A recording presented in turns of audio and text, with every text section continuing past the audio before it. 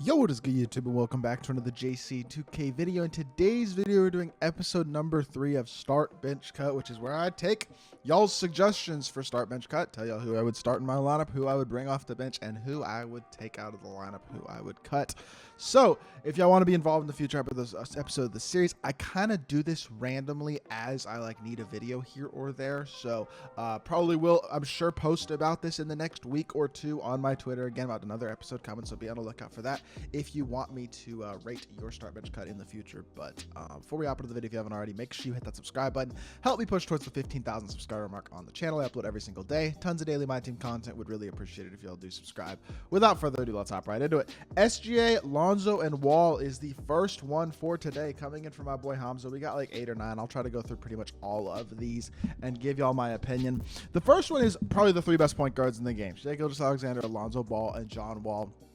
All of them kind of give you different things. SGA, obviously, probably the best all-around point guard in the game in terms of having very good sigs, great size, a great release. He's got really good movement. He's super versatile badge-wise because you can upgrade all of his badges, so you can kind of sculpt SGA in whatever form you want. You can make him a really good defensive point guard and give him clamps, anchor, challenger, glove, interceptor. You can add some shooting badges like limitless range and agent 3 and things of that nature as well to really affect him as a shooter. So you can really improve SGA how you want with badges. Lonzo is just probably the best defensive point guard in the game right now, if not the best. He's at least top 3 defensively, and you get that combined with capable offensive play, a really smooth, easy, consistent release, good size as well at 6'6".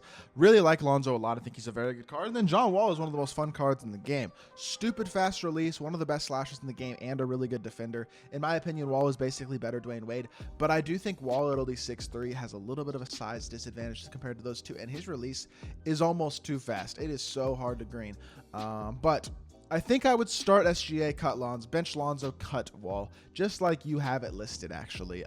That's just my opinion. I think it's really close, but I would probably just have it the order that you have it. Start SGA, bench Lonzo, and cut Wall.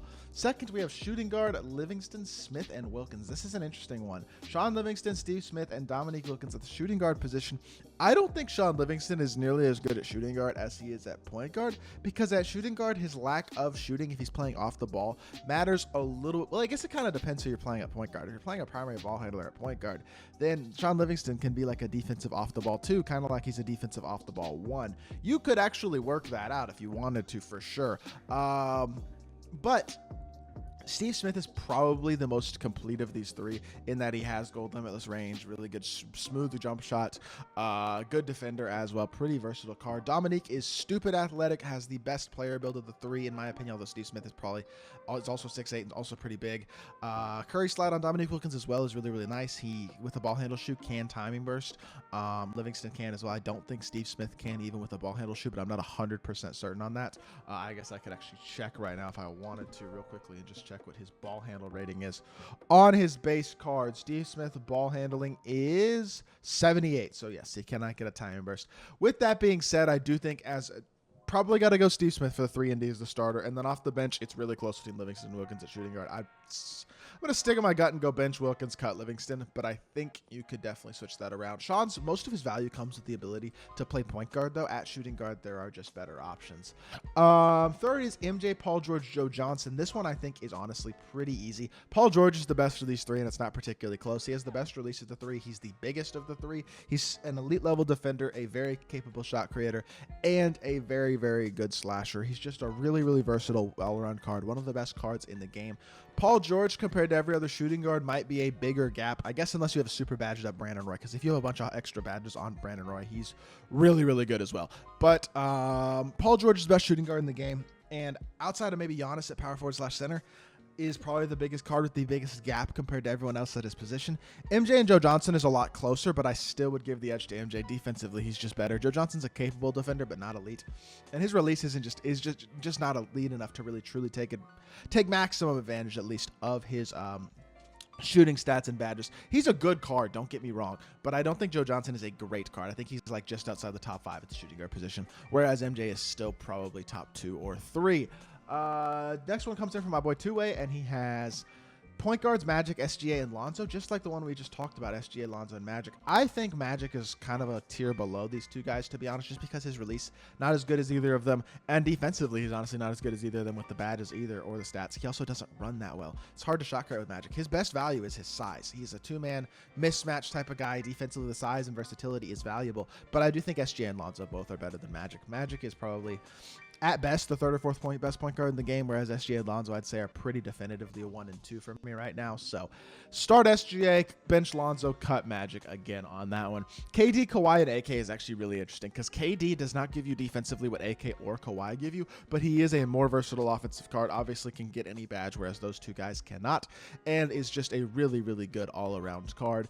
At the small forward position, though, I actually think I would definitely take AK over KD, and I might even take Kawhi over KD just for the pure 3 and D value that those two guys give me at the small forward position. Now, AK, it's mostly defense. He's in maybe the most versatile defensive card in the game besides like Giannis, Wilt, Shaq, I guess.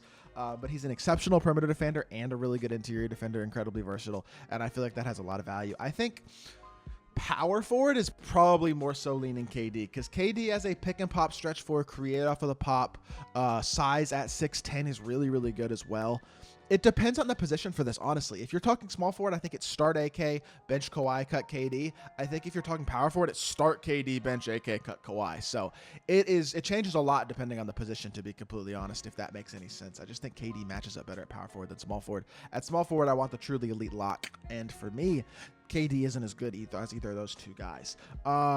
This one is Shaq, Wilt, and Giannis at center. Giannis is the best big in the game by a decent margin. He's pretty much Shaq and Wilt on the interior, but with the ability to stretch the floor as well as timing burst and more speed than them. He may not be quite as dominant on the interior, but he's still very, very good. But he's also arguably the best perimeter defender in the game. People run him at lock sometimes.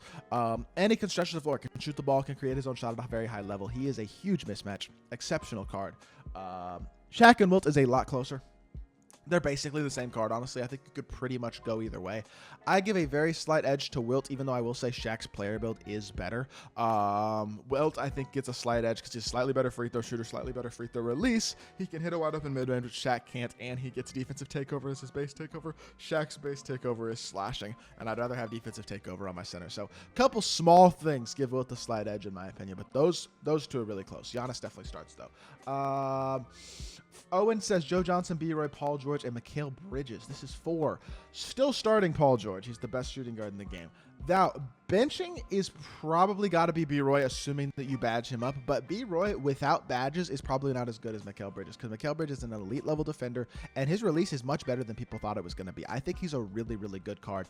B. Roy is free, though, as well. There's no reason you should buy Mikal Bridges. If you already have Brandon Roy, you should just buy Paul George.